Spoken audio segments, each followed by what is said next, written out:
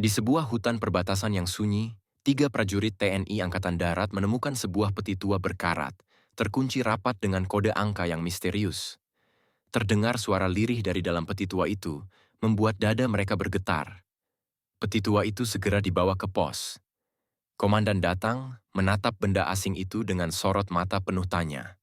Ketika tangannya menyentuh peti tua tersebut, tubuhnya bergetar. Begitu pula para prajurit yang berdiri di sekelilingnya.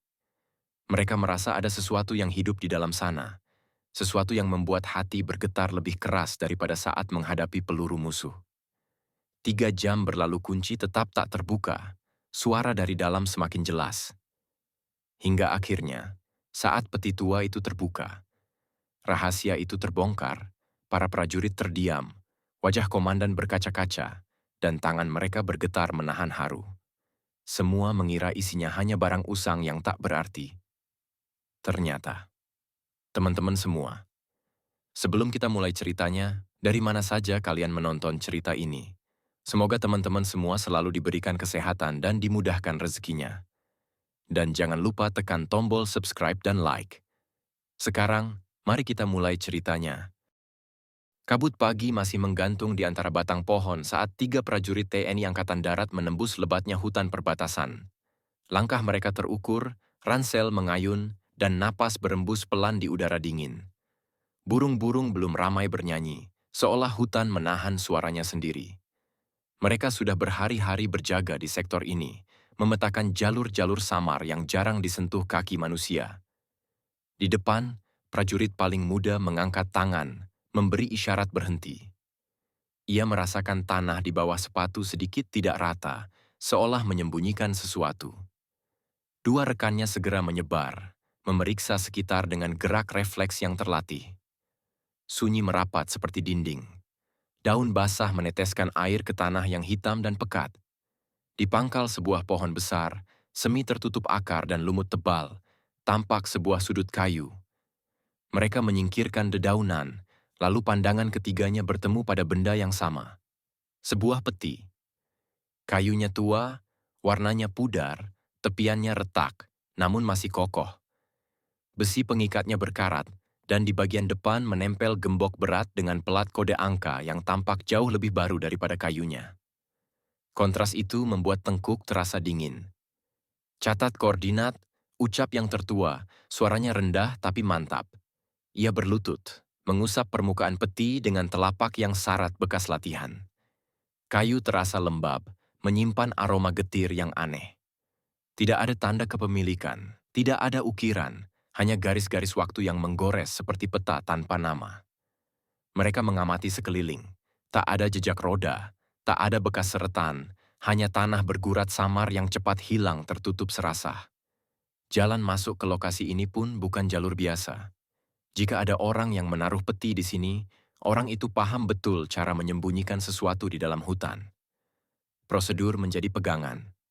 Mereka mengambil foto, menandai lokasi, lalu memutuskan untuk membawa peti ke pos perbatasan. Dua prajurit mengangkatnya bersamaan. Beratnya tidak seberapa besar, namun terasa ada beban lain yang mengikat, beban yang tidak kasat mata. Di sepanjang perjalanan, hutan seperti mengikuti mereka. Cahaya matahari menembus sela daun membentuk garis-garis miring, menyorot peti seperti lampu panggung pada sebuah pentas yang belum dimulai. Di pos, derasnya keringat bercampur rasa ingin tahu. Mereka menempatkan peti di atas meja panjang dari kayu meranti yang biasa dipakai untuk rapat cepat. Dinding pos dipenuhi peta, pin warna-warni, dan catatan patroli. Bunyi radio sesekali berderak, lalu kembali hening. Para prajurit lain berdatangan, melingkar tanpa banyak bicara. Mata mereka menyapu gembok dan pelat kodo, mencoba menebak angka yang bukan milik mereka. Komandan tiba dengan langkah tegap. Sorot matanya tajam, namun ada keteduhan yang membuat ruangan terasa lebih teratur. Ia mendengarkan laporan singkat, menimbang-nimbang setiap detail, lalu mendekat. Telapak tangannya menyentuh sisi peti, perlahan seperti menyapa sesuatu yang rapuh. Pada sentuhan kedua, seluruh ruangan berhenti bernapas.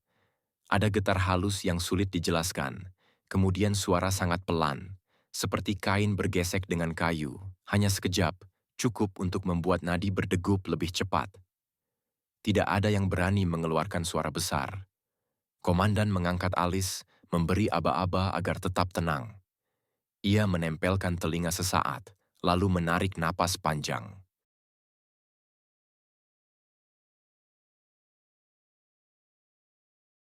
Malam itu udara perbatasan terasa lebih berat dari biasanya. Lampu minyak dan bohlam kecil yang bergelantung di langit-langit pos memantulkan cahaya kekuningan. Bayangan para prajurit jatuh panjang di lantai kayu. Di tengah ruangan, peti tua itu terdiam, seolah menunggu giliran untuk mengungkapkan rahasia. Semua mata tertuju padanya.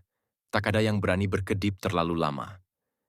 Komandan berdiri dengan kedua tangan bersedekap. Sorot matanya tajam, namun ada sesuatu yang membuat wajahnya terlihat menegang.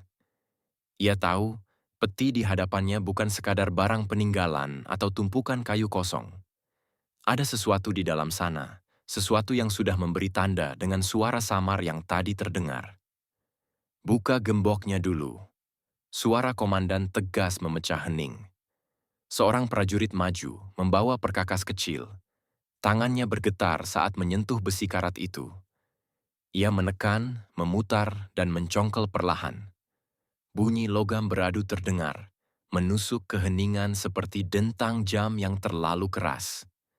Keringat menetes dari pelipisnya, meski udara malam cukup dingin. Derap jantung semua prajurit serentak berpacu ketika akhirnya terdengar bunyi klik. Gembok itu lepas, jatuh ke lantai dengan suara berat yang membuat semua orang terloncat pelan. Beberapa menghela napas lega, tapi ketegangan justru belum berakhir. Gembok sudah terbuka, Komandan. Tapi ini, prajurit itu menunjuk ke pelat kode di bagian depan peti. 3 roda angka berkarat masih terpasang rapat. Sepertinya inilah kunci sesungguhnya. Komandan mengangguk. Kita harus hati-hati, jangan asal menebak. Catat setiap percobaan prajurit pertama mulai memutar roda angka. 1 kombinasi, 2, 3. Bunyi mekanis kecil terdengar setiap kali roda bergerak, tapi kunci tetap tak bergeming. Ia mencoba berkali-kali, hingga tangannya lelah, lalu mundur dengan wajah kecewa. Biar saya coba, ujar prajurit lain. Ia menggantikan posisi, jari-jarinya cekatan memutar roda besi itu. Klik, klik, klik. Suara monoton itu mengisi ruangan, membuat semua semakin tegang. Namun tetap sama, kunci tidak terbuka. Waktu berjalan lambat. Beberapa prajurit lain bergantian mencoba, masing-masing membawa harapan sekaligus kecemasan. Dari luar pos, angin malam bertiup membawa suara dedaunan yang bergesek, menambah suasana seakan ada mata yang mengintai dari balik kegelapan hutan.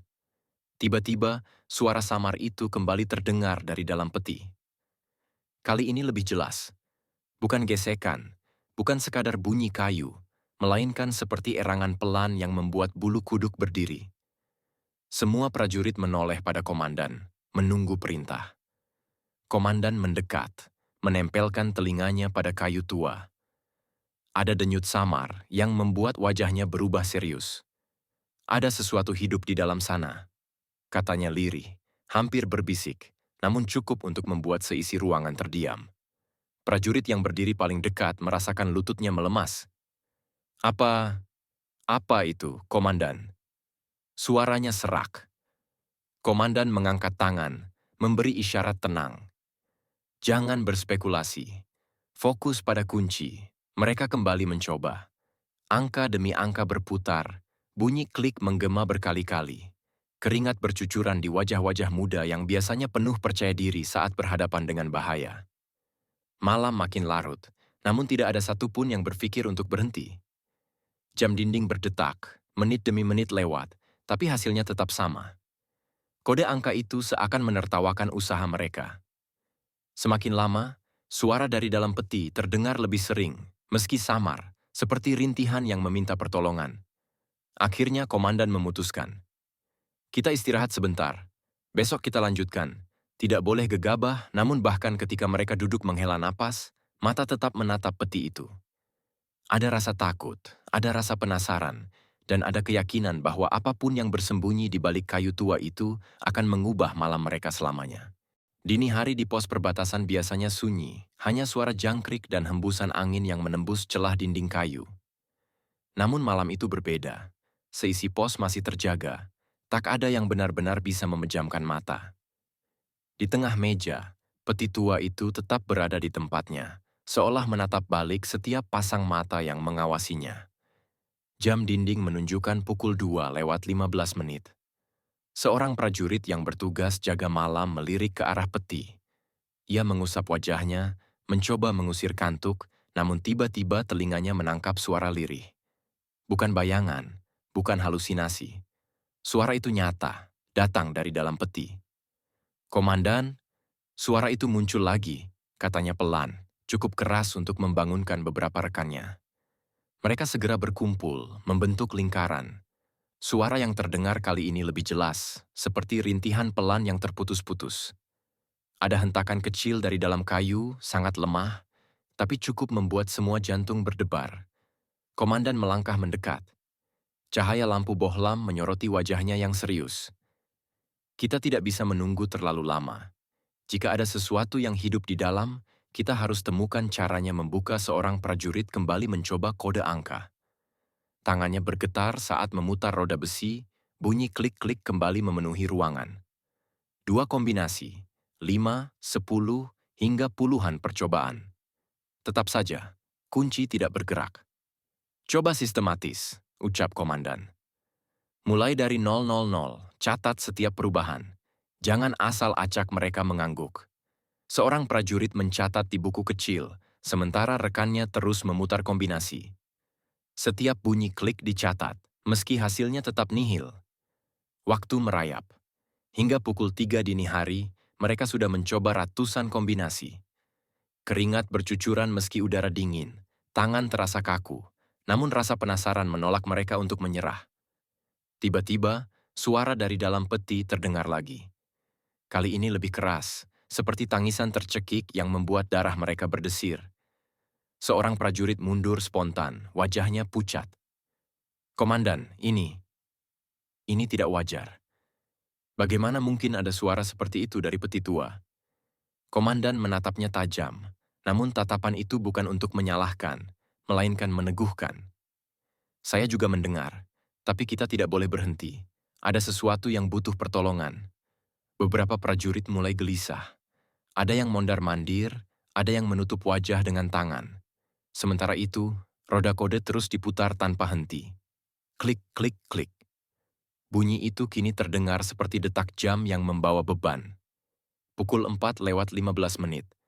Hampir semua prajurit sudah mencoba, bahkan bergantian. Namun hasil tetap sama. Kunci seakan mengolok-olok, menolak terbuka.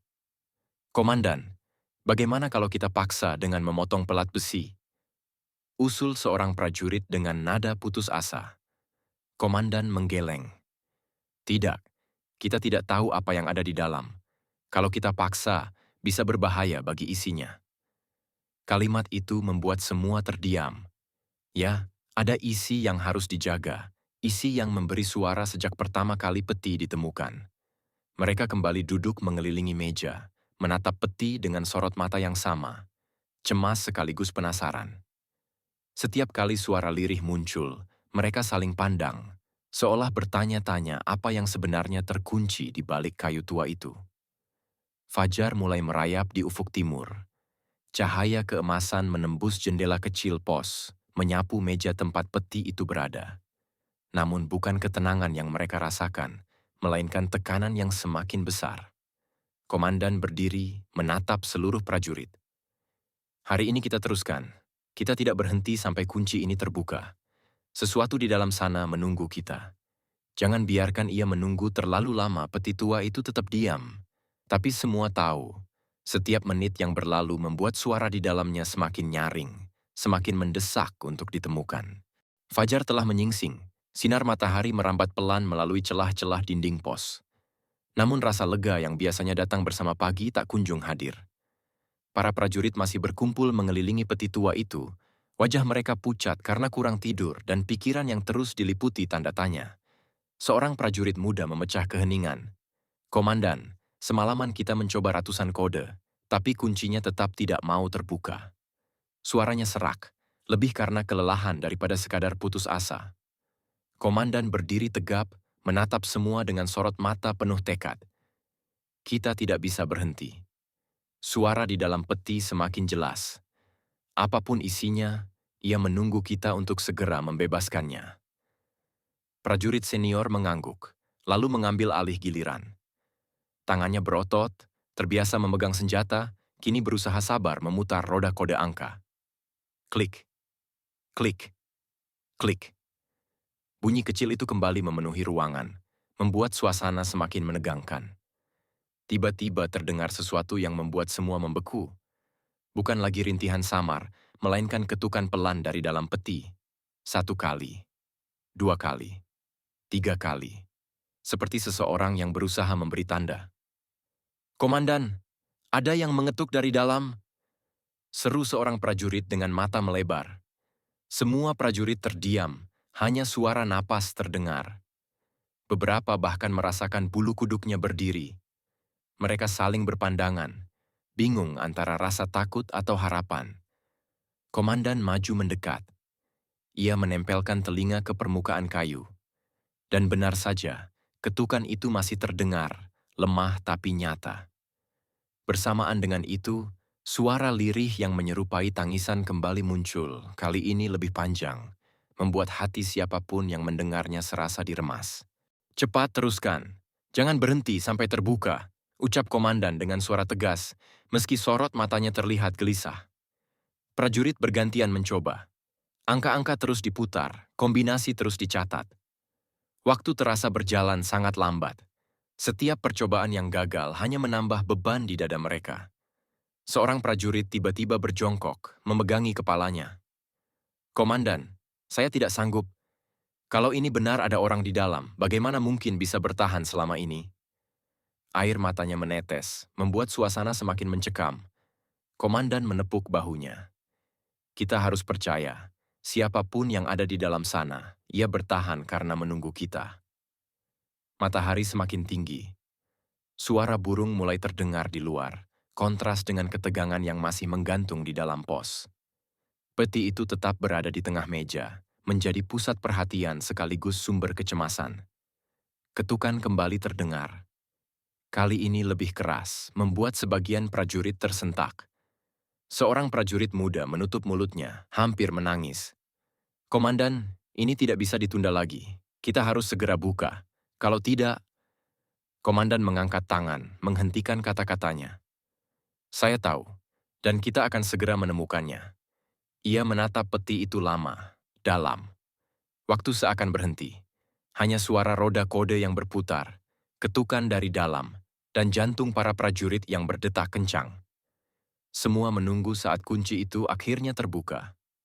Di luar, angin siang mulai bertiup, menggoyangkan dedaunan hutan. Namun di dalam pos, hawa seolah semakin padat, menekan dada mereka. Tak ada yang berani keluar, tak ada yang berani mengalihkan pandangan. Semua terpaku pada peti tua itu, yang kini tak hanya menyimpan misteri, tapi juga janji akan kebenaran yang sebentar lagi terungkap. Komandan menarik napas panjang. "Bersiaplah, kode ini akan kita taklukkan, dan ketika terbuka, kita harus siap dengan apapun yang ada di dalamnya." Suasana semakin hening. Mereka tahu, hanya tinggal menunggu waktu sebelum kunci itu menyerah. Dan detik itu akan menjadi awal dari sesuatu yang tak akan pernah mereka lupakan. Siang hari menurunkan hawa panas ke pos perbatasan. Matahari sudah tinggi, tapi di dalam ruangan, hawa dingin ketegangan justru semakin terasa. Peti tua itu tetap di tengah meja, menjadi pusat perhatian, seolah menantang setiap pasang mata yang menatapnya. Para prajurit bergantian mencoba kombinasi, hingga jari jemari mereka terasa kaku dan perih. Komandan berjalan pelan di sekitar meja, memperhatikan setiap gerakan anak buahnya. Keringat membasahi pelipisnya, bukan hanya karena udara panas, melainkan juga karena beban pikiran. Ia tahu waktu terus berjalan, dan suara-suara dari dalam peti semakin sering terdengar. Tangisan lirih, ketukan kecil, semuanya membuat suasana hati prajurit semakin tidak menentu. "Komandan, saya akan coba sekali lagi." Ujar seorang prajurit muda, matanya merah karena kurang tidur. Ia maju, menempelkan telapak tangan ke roda kode angka. Dengan hati-hati, ia memutar satu persatu angka, memperlambat setiap gerakan, berharap kali ini berbeda. Ruangan mendadak hening. Semua menahan napas, menunggu bunyi yang sudah mereka rindukan sejak semalam. Klik, klik, klik. 3 kali roda itu berputar. Dan tiba-tiba, bunyi klek terdengar, lebih jelas dari sebelumnya. Pelat kunci sedikit bergeser. "Komandan, terbuka!" Seru prajurit itu dengan suara bergetar.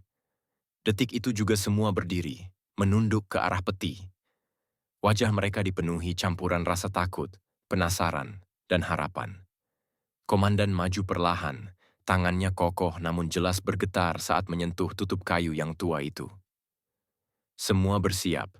Apapun yang ada di dalam, kita hadapi bersama," ucapnya tegas. Dengan tarikan nafas panjang, komandan membuka tutup peti. Kayu berderit keras, suara itu menggema seperti jeritan dari masa lalu. Dan saat penutupnya terbuka sepenuhnya, ruangan mendadak hening total. Di dalam peti, terbaring seorang bayi perempuan mungil. Tubuhnya pucat, dibungkus kain tipis yang sudah kotor dan lembab. Mata kecilnya setengah terbuka, bibir mungilnya bergetar, mengeluarkan suara tangisan pelan yang membuat dada setiap prajurit serasa diremas. Seorang prajurit langsung menutup mulutnya, air mata jatuh tanpa bisa ditahan. Yang lain berjongkok, menatap tak percaya. "Baru lahir. Ini bayi baru lahir," ucapnya dengan suara bergetar. Komandan segera mengangkat bayi itu dengan hati-hati. Tubuh besar dan kuatnya tampak begitu rapuh ketika mendekap makhluk kecil itu. Bayi itu menggeliat lemah, kulitnya dingin, napasnya tersengal. "Ya Allah," bisik komandan, matanya berkaca-kaca. "Cepat, bawa ke vaskes terdekat. Ia harus segera dirawat." Tanpa menunggu, 2 prajurit berlari keluar, menyalakan kendaraan lapangan. Suara mesin meraung, meninggalkan pos dengan kecepatan penuh. Bayi itu dibawa menuju fasilitas kesehatan. Sementara di dalam pos, keheningan menyelimuti sisa prajurit. Tak ada yang menyangka, isi peti yang mereka kira harta karun, senjata, atau barang terlarang, ternyata adalah kehidupan kecil yang baru berusia hitungan jam. Komandan menatap selimut kotor yang ditinggalkan di dalam peti. "Ini bukan kebetulan," katanya dengan suara rendah. "Ada yang sengaja meninggalkan bayi ini di sini." Seisi ruangan terdiam. Rasa marah dan iba bercampur menjadi satu. Mereka tahu misteri belum selesai. Penemuan bayi ini hanyalah permulaan dari sesuatu yang jauh lebih besar dan berbahaya. Komandan mengepalkan tangannya. "Kita akan selidiki asal-usulnya, dan kita akan temukan siapa yang tega membuang bayi ini." Peti tua itu kini kosong, namun jejak suaranya masih terngiang. Bagi para prajurit, hari itu menjadi saksi bahwa tugas menjaga perbatasan bukan hanya soal senjata dan tanah air, tapi juga tentang menyelamatkan kehidupan yang tak berdaya. Suara mesin kendaraan lapangan perlahan menghilang, meninggalkan pos yang masih dibalut hening. Para prajurit duduk melingkar, sebagian menunduk, sebagian lain menatap kosong ke arah peti tua yang kini sudah kosong. Hati mereka masih bergetar, sulit menerima kenyataan bahwa di balik kayu lapuk itu ada bayi mungil yang hampir saja kehilangan hidupnya. Komandan berdiri tegak di depan meja, tangannya mengepal. "Mulai hari ini, kita jadikan ini operasi resmi. Kita harus tahu siapa yang tega membuang bayi di hutan perbatasan." Suaranya mantap, meski ada getaran emosional di dalamnya. Seorang prajurit senior mengangguk. "Komandan, saya periksa area hutan tadi pagi. Ada bekas jejak kaki, tapi hanya samar. Sepertinya mereka sengaja menutupi jejak agar sulit dilacak. Catat semua. Besok kita akan susuri jalur itu," balas komandan. Sementara itu, di vaskes, bayi itu mendapat perawatan intensif. Dokter yang memeriksa menyebut usia bayi baru sekitar 10 jam. Kondisinya lemah, namun masih bisa diselamatkan. Kabar itu segera sampai ke telinga komandan melalui radio komunikasi. Semua prajurit yang mendengar langsung menghela napas lega.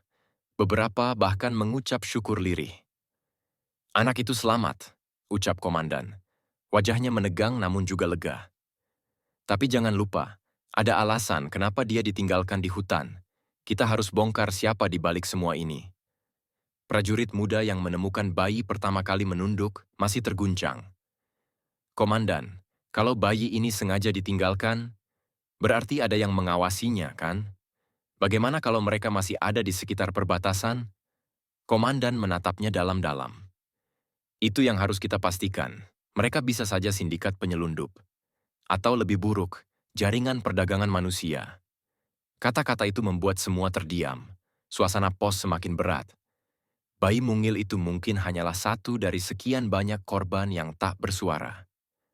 Malam berikutnya, tim kecil dipimpin langsung oleh komandan melakukan patroli menyusuri jalur hutan tempat peti ditemukan. Mereka bergerak senyap, hanya suara dedaunan dan langkah sepatu yang terdengar. Cahaya senter menyoroti tanah, mencari tanda-tanda yang bisa mengarah pada jawaban. Di dekat sebuah aliran sungai kecil, mereka menemukan potongan kain basah. Warnanya sama dengan selimut yang membungkus bayi di dalam peti.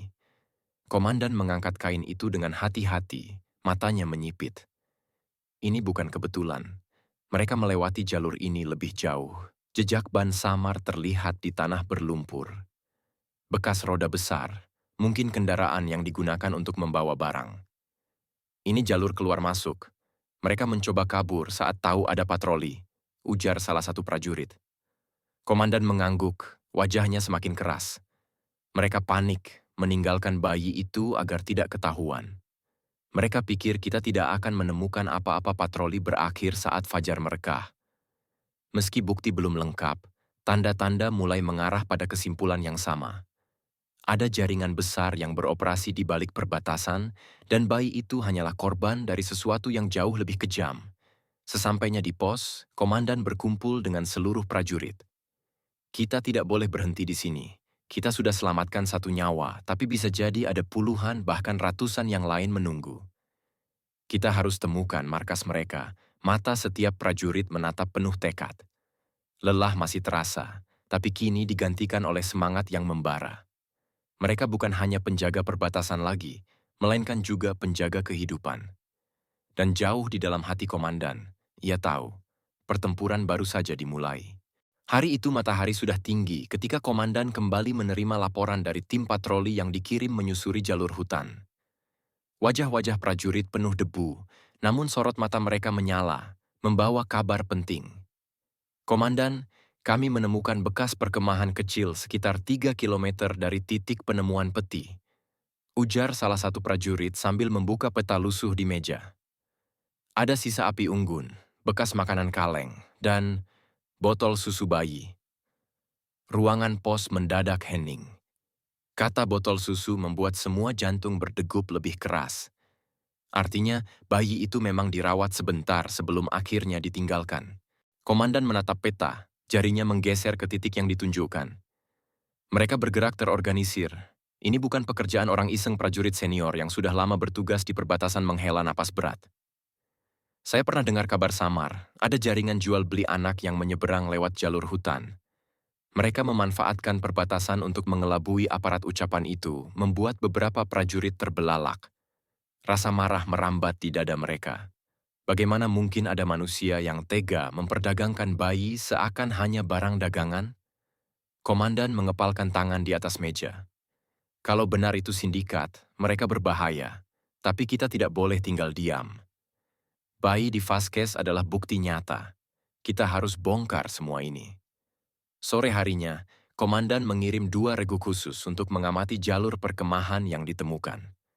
Mereka bersembunyi di balik semak, menggunakan teropong, mengawasi setiap gerakan. Hanya suara serangga dan desir angin yang menemani. Jam berlalu hingga menjelang malam, suara samar terdengar dari arah hutan. Bukan suara hewan, melainkan langkah kaki manusia. Cahaya senter kecil tampak bergerak, semakin dekat dengan area bekas perkemahan. Komandan, ada pergerakan. Laporan prajurit lewat radio dengan suara pelan. Dari kejauhan terlihat 4 orang bertopeng membawa karung besar. Mereka berbicara dengan bahasa campuran, sebagian terdengar asing. Salah satu dari mereka melempar botol kosong ke tanah, lalu duduk seakan menunggu seseorang. Komandan yang memantau dari pos mendengarkan laporan itu dengan seksama. Wajahnya kaku, namun matanya penuh siasat. Jangan gegabah, ikuti mereka. Kita butuh bukti lebih besar. Regu pengintai bergerak mengikuti dari jarak aman. Jejak kaki para pria bertopeng itu mengarah ke sebuah jalan tanah yang jarang dilewati. Di ujung jalan, samar-samar terlihat truk kecil dengan plat nomor asing. Lampunya padam, namun jelas itu kendaraan yang siap membawa sesuatu. Komandan, ada truk menunggu. Sepertinya mereka sedang mempersiapkan pengiriman. Suara prajurit terdengar tegang. Komandan berdiri dari kursinya. Tetap ikuti, jangan serang dulu. Kita harus tahu seberapa besar jaringan ini malam semakin pekat. Regu pengintai terus mengawasi, hingga salah satu dari mereka berbisik. Komandan, mereka menyebut akan ada paket lain yang segera tiba. Apa maksudnya? Jawaban itu membuat semua di pos menahan napas. Jika bayi dalam peti hanyalah satu paket, berarti masih ada korban lain. Komandan menatap lurus ke arah peta yang terbentang di mejanya. Besok malam kita lakukan operasi penyergapan, tapi untuk saat ini, jangan biarkan mereka tahu kita sudah mengawasi. Henning sejenak menyelimuti ruangan. Para prajurit menunduk, menyadari betapa besar taruhannya. Namun tekad mereka bulat. Bayi mungil yang mereka selamatkan bukan hanya satu-satunya korban. Ada banyak nyawa kecil yang menunggu tangan-tangan mereka. Dan malam itu, di hutan perbatasan yang gelap, bayangan sindikat semakin jelas. Mereka bukan lagi sekadar rumor, melainkan ancaman nyata yang harus segera dihadapi. Malam turun dengan cepat di perbatasan. Angin membawa aroma tanah basah, ranting patah terdengar jelas di bawah pijakan, dan bintang-bintang hanya tampak samar di balik awan. Di dalam pos, suasana tegang menyelimuti ruangan. Komandan berdiri di depan peta besar yang terpaku di dinding, menunjuk titik-titik penting dengan telunjuknya. Kita tidak bisa menunggu lebih lama. Berdasarkan laporan regu pengintai, mereka akan bergerak malam ini. Target kita, penyergapan tanpa menimbulkan kecurigaan. Semua harus berjalan senyap. Para prajurit berdiri tegap, menyimak setiap kata. Di wajah mereka terpancar kelelahan, tapi lebih kuat lagi semangat yang tak terbendung. Mereka tahu, operasi ini bukan sekadar tugas, melainkan penyelamatan nyawa anak-anak tak berdosa. Komandan membagi tim menjadi 3 regu. Regu pertama mengintai jalur masuk hutan, memastikan tidak ada pelarian. Regu kedua menutup akses ke jalan tanah tempat truk menunggu. Regu ketiga, yang dipimpin langsung oleh komandan, menyusup ke titik utama untuk menangkap para pelaku. Tidak ada tembakan kecuali terpaksa. Kita bawa mereka hidup-hidup. Kita butuh informasi tentang jaringan lebih besar, perintah komandan. Menjelang tengah malam, regu bergerak. Mereka menyusuri jalur gelap dengan langkah senyap, wajah dicat kamuflase, tubuh menyatu dengan rimbun pepohonan. Suara jangkrik dan burung malam menjadi musik pengiring, menutupi desah napas tegang setiap prajurit. Di kejauhan, cahaya redup lampu senter terlihat, titik kecil yang bergerak lambat di antara pepohonan. Regu pengintai melaporkan. Komandan, 4 target sudah di lokasi. Truk masih menunggu komandan memberi isyarat dengan tangan. Semua berlutut, bersiap di posisi. Dari celah semak, mereka bisa melihat jelas para pria bertopeng yang kemarin terpantau. Kali ini, selain karung besar, terlihat juga sebuah kotak kayu yang ukurannya lebih kecil dari peti pertama. Hati para prajurit tercekat. Jangan-jangan, ada bayi lagi? Bisik seorang prajurit, suaranya hampir tak terdengar. Komandan mengangkat tangan, memberi aba-aba agar tetap fokus. Ia sendiri merasakan dadanya bergetar. Tak ada waktu untuk ragu. Regu pertama sudah berada di jalur belakang, siap menutup jalan keluar. Regu kedua bersembunyi di sisi kanan, mengintai truk dengan senjata terarah. Sementara itu, regu utama perlahan merayap mendekat. Suasana semakin menegangkan. Para pria bertopeng membuka karung mereka. Dari dalam terdengar suara botol kaca beradu, mungkin berisi minuman atau obat. Salah satu dari mereka tertawa kecil, namun suara itu justru membuat para prajurit semakin marah. Komandan menunggu momen tepat. Saat seorang pria bertopeng menyalakan korek api untuk menerangi sekitar, ia mengangkat tangannya tinggi-tinggi. Itu adalah tanda. Sekarang, dalam hitungan detik, prajurit menyergap dari segala arah. Senjata diarahkan, tubuh-tubuh kokoh melompat keluar dari balik semak. Para pria bertopeng terkejut, sebagian mencoba melawan, tapi prajurit lebih cepat. Satu persatu mereka ditangkap, tangan diborgol, wajah ditekan ke tanah. Truk yang menunggu langsung dikepung. Sopirnya mencoba kabur, namun regu kedua sudah lebih dulu menghadangnya. Suasana berubah kacau, tapi terkendali. Jeritan singkat terdengar, lalu hening kembali. Hanya suara desahan napas dan borgol yang mengikat ketat menjadi bukti bahwa operasi berhasil. Komandan berdiri di tengah, menatap para pelaku yang kini tak berdaya. Matanya lalu tertuju pada kotak kayu kecil di dekat karung. Dengan langkah mantap, ia mendekat. Tangannya sempat bergetar, namun ia membuka tutupnya perlahan. Semua prajurit menahan napas. Cahaya senter jatuh ke isi kotak, dan detik itu juga terdengar suara tangisan bayi, nyaring memecah malam. Komandan menutup mata sejenak, lalu berkata lirih namun tegas, "Kita sudah menyelamatkan satu lagi." Namun ia tahu, ini baru permulaan. Sindikat ini jauh lebih besar dari yang terlihat di depan mata. Dini hari, para pria bertopeng yang ditangkap dibawa ke pos perbatasan. Borgol baja masih terpasang erat di pergelangan tangan mereka. Wajah mereka tertutup kain, namun mata yang tampak di balik celahnya menunjukkan rasa takut bercampur amarah. Para prajurit mengawal ketat, senjata terarah, tak memberi ruang sedikit pun untuk melawan. Di dalam pos, suasana berubah menjadi ruang interogasi darurat. Lampu gantung menyala terang, menyoroti para pelaku yang duduk di kursi besi dengan tangan terikat. Komandan berdiri tegap di hadapan mereka, sorot matanya menusuk, penuh wibawa. "Siapa yang memerintahkan kalian meninggalkan bayi di hutan?" tanya komandan dengan suara rendah namun tajam. Salah satu pelaku hanya menunduk, bibirnya rapat. Komandan memberi isyarat pada prajurit senior. Sebuah meja kayu digeser, bunyinya menggelegar, membuat semua pelaku terloncat kecil. "Jawab pertanyaan saya, atau kalian akan merasakan konsekuensinya," tegas prajurit senior itu. Butuh beberapa saat, hingga akhirnya seorang pelaku yang lebih muda berbisik lirih. "Kami hanya kurir, komandan. Kami mendapat perintah untuk membawa bayi-bayi ini ke titik penyeberangan. Setelah itu, ada kapal yang akan menjemput." Ruangan mendadak hening. Kata bayi-bayi membuat semua prajurit terperangah. Artinya, bukan hanya satu atau dua, melainkan lebih banyak lagi. Komandan mencondongkan tubuh, menatap lurus ke mata pelaku itu. "Berapa banyak?" Pelaku terdiam, lalu menjawab dengan suara terbata. "Lebih dari 10, komandan.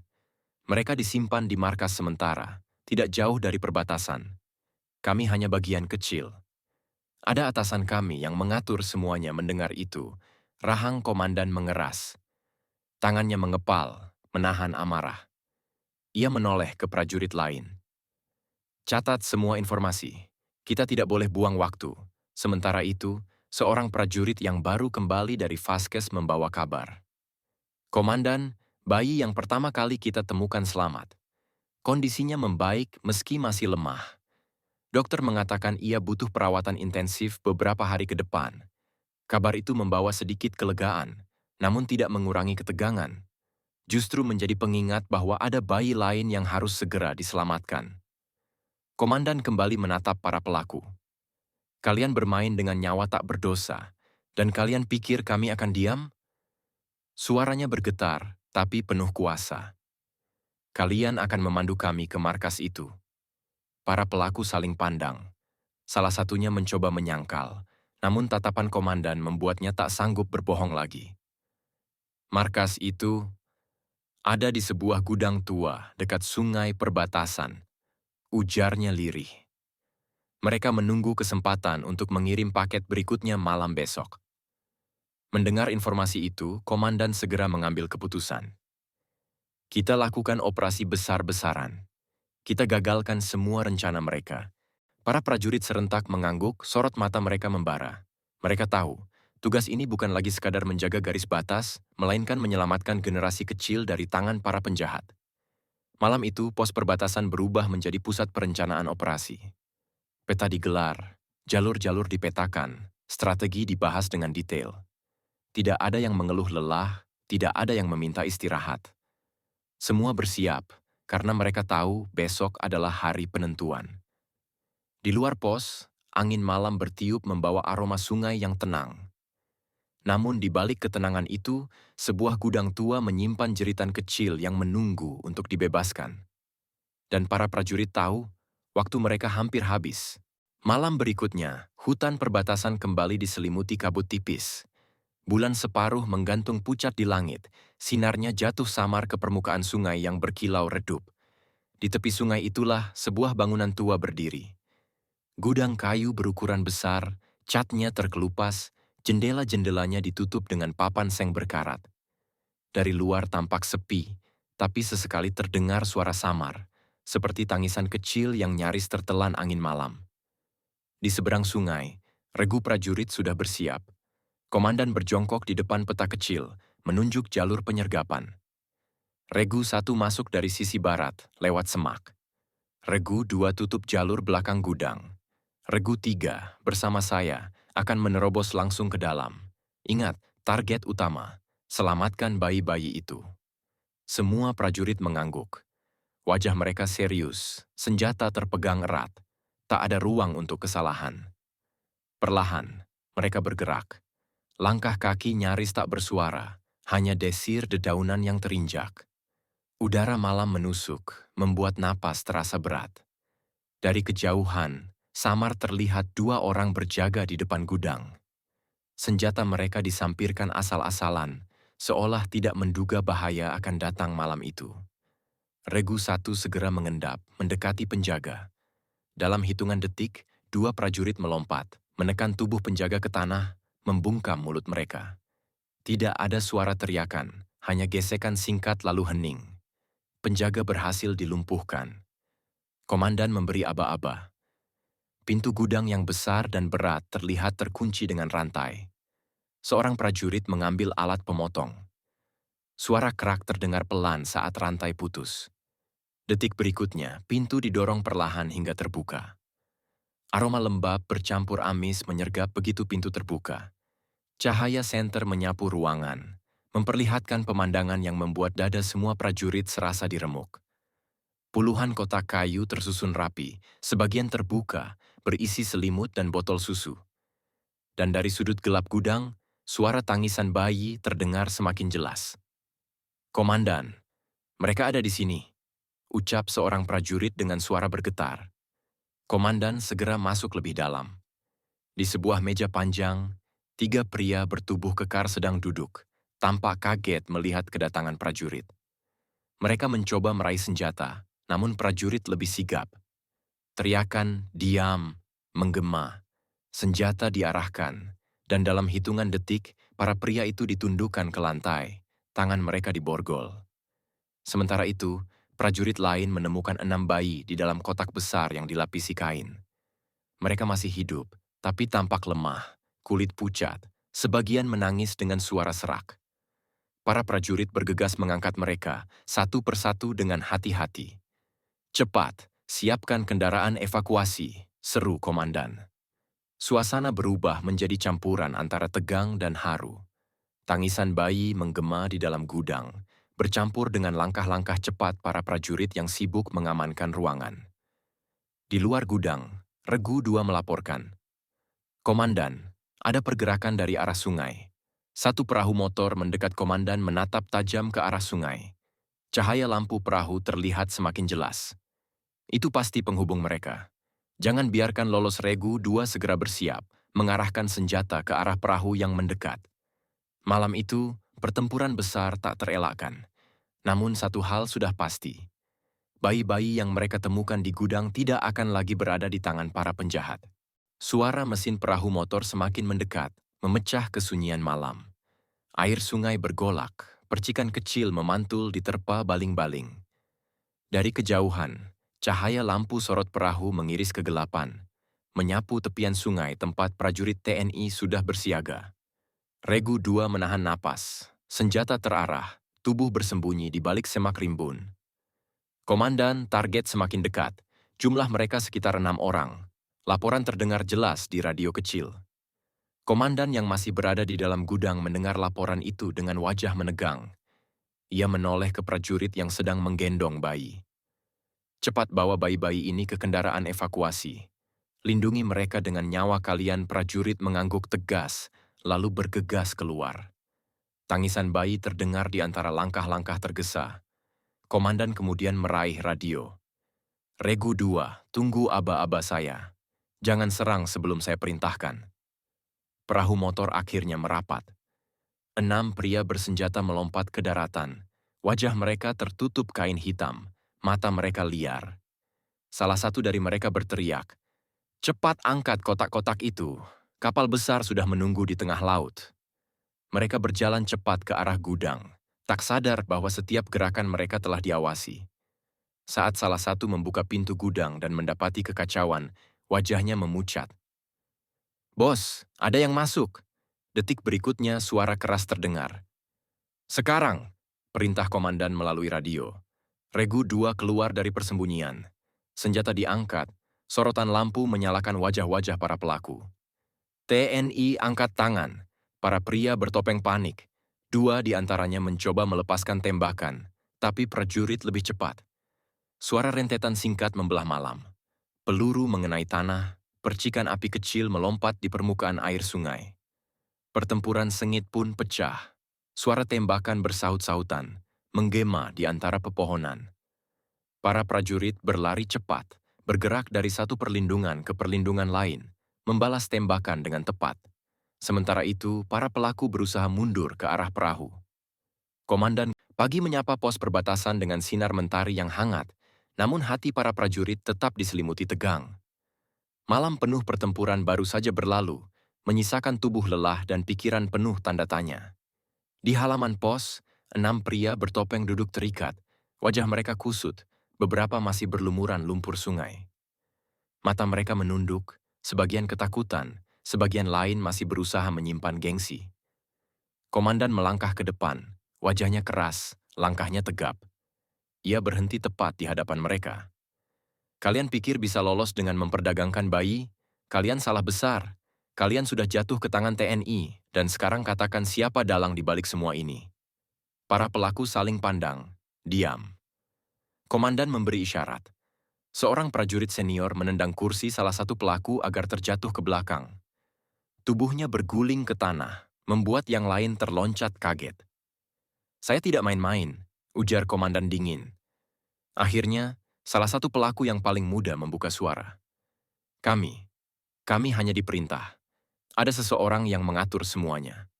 Dia yang memberi kami uang, senjata, dan jalur perlintasan." "Siapa namanya?" desak komandan.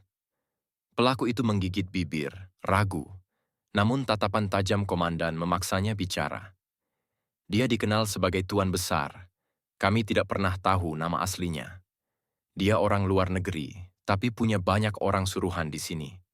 Semua jalur keluar bayi dikendalikan olehnya." Ruangan mendadak hening. Para prajurit yang mendengar nama itu saling bertukar pandang. Tuan Besar terdengar seperti bayangan gelap yang mengendalikan semuanya dari kejauhan. Komandan mendekat lebih jauh, wajahnya hanya beberapa inci dari pelaku. "Di mana markasnya?" Pelaku menggeleng cepat. "Kami tidak tahu lokasi pasti. Kami hanya menerima perintah lewat orang perantara. Tapi, saya dengar ada gudang lain, lebih besar, dekat pelabuhan tua di pesisir." Informasi itu segera dicatat. Komandan menoleh ke prajurit pencatat laporan. "Masukkan dalam peta. Kita verifikasi segera. Sementara itu, bayi-bayi yang sudah diselamatkan masih dirawat di Vaskes." Kabar dari dokter membuat lega. Mereka semua hidup, meski dalam kondisi lemah. Beberapa prajurit yang sempat menggendong bayi-bayi itu menangis diam-diam mendengar kabar baik tersebut. Bagi mereka, misi ini bukan hanya tentang kehormatan negara, tetapi tentang melindungi kehidupan kecil yang tak berdaya. Siang itu, interogasi berlanjut. Para pelaku memberi detail lebih banyak. Mereka menjelaskan bagaimana sindikat bekerja. Bayi dibeli dari keluarga miskin, lalu dibawa melewati hutan menuju perbatasan. Setelah terkumpul, mereka akan dikirim lewat jalur laut menuju luar negeri. Bayi yang ditemukan di dalam peti hanyalah satu dari banyak paket yang hampir berhasil dikirim. Komandan mengepalkan tangannya, sorot matanya menyala. Ini sudah melewati batas kemanusiaan. Kita tidak akan diam, para prajurit di sekelilingnya mengangguk tegas. Wajah mereka penuh tekad, rasa lelah tersapu oleh semangat yang menyala. Mereka tahu, melawan sindikat ini berarti melawan organisasi besar, berbahaya, dan penuh resiko. Tapi mereka juga tahu, meninggalkan bayi-bayi itu sama saja dengan mengkhianati nurani. Komandan menatap matahari siang yang terik. Malam ini kita bergerak ke Pelabuhan Tua. Kita bongkar sarang mereka, habis-habisan. Henning menyelimuti pos. Semua prajurit bersiap dalam hati. Mereka tahu, yang akan mereka hadapi bukan lagi kurir atau penjaga, melainkan inti dari jaringan gelap yang sudah lama bersembunyi di balik bayangan. Dan di antara keheningan itu, terdengar suara tangis bayi dari radio medis yang melaporkan kabar terbaru. Tangisan itu menjadi pengingat sekaligus pemicu semangat. Nyawa-nyawa kecil menunggu mereka untuk diselamatkan. Langit sore berwarna merah jingga ketika seluruh prajurit dikumpulkan di halaman pos. Angin berhembus membawa aroma laut dari kejauhan, tanda bahwa jarak mereka dengan Pelabuhan Tua tak lagi jauh. Komandan berdiri di atas kendaraan lapangan, memandang pasukannya yang sudah bersiap dengan senjata lengkap, rompi pelindung, dan ransel berisi amunisi. Saudara-saudara, suara komandan bergema, tegas namun penuh emosi. Malam ini kita tidak hanya menjaga perbatasan. Malam ini kita akan menggagalkan kejahatan yang merampas masa depan anak-anak tak berdosa. Ingat, mereka bukan sekadar misi. Mereka adalah generasi bangsa. Kita harus pulang dengan membawa mereka hidup-hidup, sorak siap, komandan. Menggema serentak, mengguncang semangat semua yang hadir. Konvoi kendaraan berangkat menjelang malam. Jalan tanah yang berliku dilalui dengan hati-hati, lampu kendaraan dipadamkan, hanya sinar rembulan yang menjadi penerang. Suasana hening, hanya suara mesin berdesing pelan. Di dalam kendaraan, wajah para prajurit serius. Tak ada tawa, tak ada canda, hanya doa dalam hati agar misi berjalan lancar. Setelah 2 jam perjalanan, mereka berhenti di sebuah tebing kecil. Dari sana, terlihat Pelabuhan Tua yang sudah lama ditinggalkan. Bangunan gudang besar menjulang, catnya mengelupas, beberapa kapal kecil berlabuh di dermaga kayu yang rapuh. Meski tampak sepi, lampu-lampu redup menyala di beberapa titik. Dengan teropong malam, komandan mengamati. Terlihat beberapa orang bersenjata mondar-mandir, berjaga di sekitar gudang. Truk besar juga tampak terparkir di dekat pintu. Ada aktivitas mencurigakan. Karung-karung besar diangkut ke dalam. Sementara seorang pria berjas hitam memeriksa setiap gerakan dengan tatapan tajam. Itu pasti orang penting mereka. Gumam prajurit senior di samping komandan. Komandan mengangguk. Mungkin dia perantara langsung, Tuan Besar. Kita tidak boleh gagal, rencana segera disusun. Regu pertama akan menyusup lewat sisi timur dermaga, memotong akses perahu. Regu kedua menutup jalur darat. Regu ketiga, dipimpin komandan sendiri, akan menyerbu gudang. Sebelum bergerak, komandan menatap satu persatu wajah anak buahnya. Tidak ada nyawa bayi yang boleh hilang malam ini. Ingat, tujuan kita menyelamatkan mereka, bukan sekadar menembak musuh. Kendalikan diri kalian, mereka mengangguk serentak. Langkah kaki kemudian bergerak senyap menuruni tebing, menyatu dengan kegelapan malam. Bau garam laut semakin kuat, udara lembab menusuk paru-paru. Dari kejauhan, suara burung camar bercampur dengan derit kayu dermaga. Ketika regu pertama mendekati perahu-perahu kecil, mereka melihat jelas ada beberapa kotak kayu di atas kapal, terikat dengan tali tambang. Ukurannya serupa dengan peti yang pernah ditemukan di hutan. Hati mereka serasa dicekik. Di sisi lain, regu kedua sudah menutup jalan masuk dengan barikade tersembunyi. Kendaraan musuh tak akan bisa keluar. Komandan memberi aba-aba terakhir lewat radio. Semua di posisi. Tunggu tanda saya. Ingat target utama, selamatkan bayi Henning sesaat. Malam terasa lebih panjang. Dari dalam gudang, suara samar terdengar, tangisan kecil, lemah dan berulang. Itu cukup menjadi pemicu. Komandan mengepalkan tangan, memberi tanda serangan. Regu-regu langsung bergerak. Senjata terarah, langkah mantap, hati berapi-api. Pertempuran besar di Pelabuhan Tua baru saja dimulai. Teriakan pertama terdengar ketika salah satu penjaga gudang melihat bayangan prajurit menyusup dari sisi timur. Ada yang masuk, suaranya pecah, diikuti suara tembakan yang memekakkan telinga. Malam yang tadinya hanya berisi desir angin laut, kini berubah menjadi medan baku tembak sengit. Regu satu langsung merunduk, membalas tembakan dengan presisi. Peluru melesat, memantul di dinding seng berkarat. Percikan api beterbangan, aroma mesiu mengisi udara. Regu 2 menutup jalur darat, melepaskan tembakan peringatan yang membuat truk sindikat berhenti mendadak. Sopirnya kabur, namun segera ditangkap. Komandan memimpin Regu 3 langsung ke pintu gudang. "Maju!" teriaknya. Dengan gerakan cepat mereka mendobrak pintu kayu yang terkunci. Pintu terhempas terbuka, dan di dalam tampak pemandangan yang membuat dada serasa terbakar. Puluhan kotak kayu berjajar, sebagian terbuka, memperlihatkan bayi-bayi mungil yang menangis histeris. "Selamatkan mereka," seru komandan. Sementara prajurit berlomba mengangkat bayi-bayi itu ke tempat aman, suara tembakan semakin gencar. Dari lantai 2 gudang, pria-pria bersenjata menembaki ke bawah. Pecahan kaca berjatuhan, lampu berayun, bayangan menari di dinding seperti adegan dari neraka. Komandan menembakkan senjatanya ke atas, memberi perlindungan bagi anak buahnya. "Cepat bawa keluar mereka!" teriaknya lagi. Di sisi dermaga, Regu 1 berhasil merebut salah satu perahu. Mereka menemukan kotak besar di dalamnya. Saat dibuka, 3 bayi terbaring lemah, tubuh mereka dibungkus kain tipis. Tangisan lirih terdengar, membuat prajurit yang menemukannya meneteskan air mata, meski ia tetap menggenggam senjatanya erat. Pertempuran makin sengit. Salah seorang pria berjas hitam yang tadi terlihat memberi perintah, kini muncul dengan pistol di tangan. Sorot matanya penuh kebencian. "Kalian tidak tahu dengan siapa kalian berurusan," teriaknya sambil melepaskan tembakan ke arah prajurit. Komandan menghindar, lalu membalas dengan tembakan peringatan yang membuat pria itu mundur. "Serahkan diri, permainan kalian sudah berakhir." Namun pria itu tertawa dingin. "Kami hanya bagian kecil. Tuan Besar akan tetap menjalankan usahanya. Kalian tidak bisa menghentikannya." Ucapan itu membuat darah para prajurit mendidih. Tapi mereka tidak goyah. Tembakan gencar menekan para pelaku. Satu persatu dilumpuhkan. Di dalam gudang, suasana kacau. Bayi-bayi terus menangis, suara mereka menembus gemuruh peluru. Prajurit yang menggendong bayi harus bergerak hati-hati. Tubuhnya dijadikan perisai hidup, sementara rekan-rekan lain menutupi dari belakang. Akhirnya, setelah hampir setengah jam, baku tembak mereda.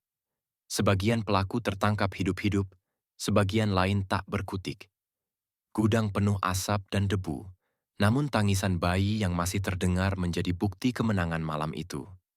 Komandan berdiri di tengah gudang, napasnya berat. Ia menatap bayi-bayi yang kini sudah berada di pelukan para prajurit. Wajah-wajah kecil itu pucat, namun mereka masih bernapas.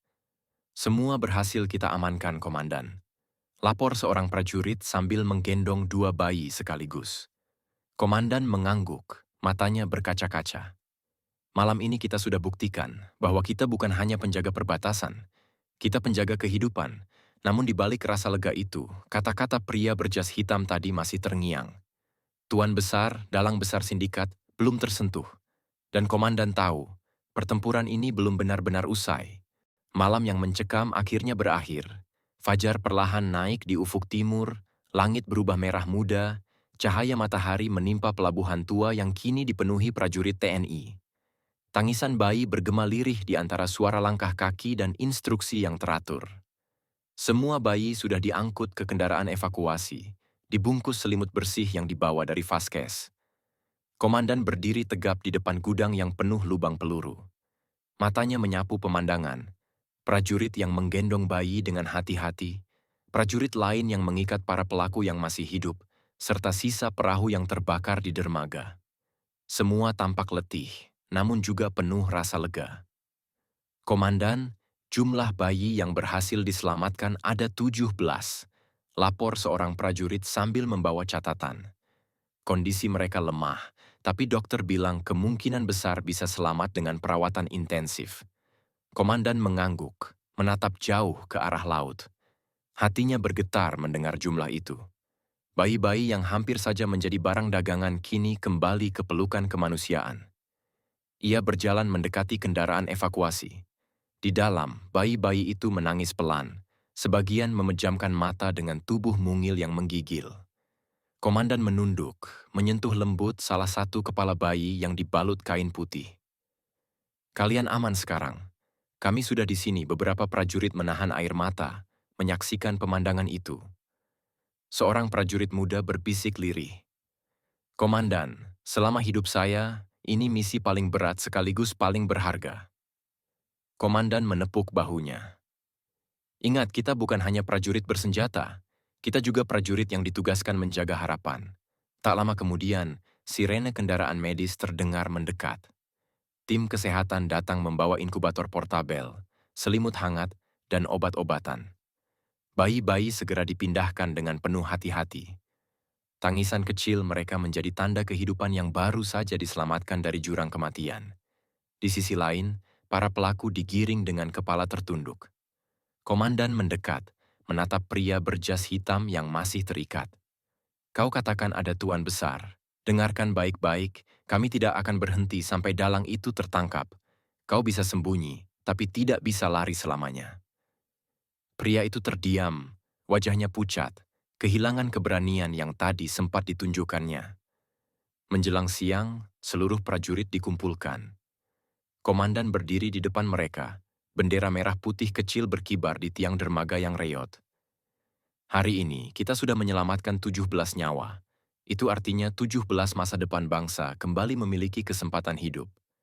Jangan pernah lupakan malam ini, karena malam ini kita telah membuktikan arti sesungguhnya dari pengabdian." "Sorak siap, Komandan." Terdengar lantang, meski suara mereka serak karena lelah. Namun sorot mata semua prajurit penuh kebanggaan. Konvoi evakuasi pun bergerak meninggalkan pelabuhan tua. Bayi-bayi itu dibawa menuju rumah sakit besar di kota, di mana mereka akan dirawat dengan lebih layak. Para prajurit mengawal dengan penuh kehati-hatian, senjata tetap siaga. Di dalam kendaraan terakhir, komandan duduk diam. Pandangannya tertuju pada horizon laut yang perlahan menjauh. Ia tahu misi ini belum benar-benar selesai. Masih ada jaringan besar yang beroperasi di luar sana. Masih ada bayi-bayi lain yang mungkin menunggu untuk diselamatkan. Namun untuk hari ini, ia izinkan dirinya merasa lega. Ia menutup mata sejenak, menghirup dalam-dalam udara asin laut, lalu berbisik lirih. "Kami berjanji, selama bendera ini berkibar, kami akan selalu berdiri menjaga kehidupan." Di luar, suara kendaraan meraung, membawa harapan baru. Dan di bawah cahaya matahari siang, wajah-wajah bayi yang lemah itu menjadi simbol kemenangan kecil atas kegelapan dunia. Selesai.